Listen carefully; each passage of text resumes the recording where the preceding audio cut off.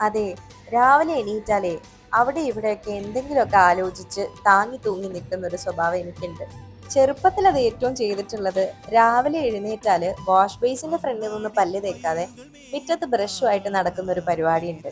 മിക്കവാറും വീടിന്റെ അലക്കുകല്ലിന്റെ മുകളിലോ സൈഡിൽ ഉണ്ടായിരുന്ന മതിലിന്റെ മുകളിലോ കയറി ഇരുന്നിട്ടാണ് ഈ ആലോചനകളെല്ലാം നടത്തിയിരുന്നത്. എന്നാൽ ഇന്ന് ഇതുപോലെ ചിന്തകളെ ഞാൻ കെട്ടഴിച്ചു വിടുന്ന ഒരു സ്ഥലം അടുക്കളയാണ്.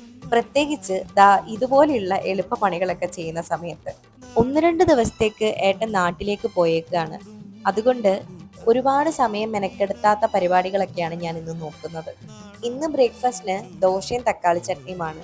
ഇന്നലെ രാത്രി റവ ദോശയ്ക്ക് വേണ്ടിയിട്ട് ഉണ്ടാക്കിയ തക്കാളി ചട്നി തന്നെയാണ് ഞാൻ രാവിലെ കൂട്ടുന്നത്. ബ്രേക്ക്ഫാസ്റ്റ് കഴിച്ചു കഴിഞ്ഞാല് ഇന്ന് കുറച്ച് തിരക്കുള്ളൊരു ദിവസമാണ്. എന്നാലേ ബ്രേക്ക്ഫാസ്റ്റ് കഴിച്ചിട്ട് വേഗം ജോലിക്ക് കയറട്ടെ. അപ്പൊ ടാറ്റാ ബൈ ബൈ.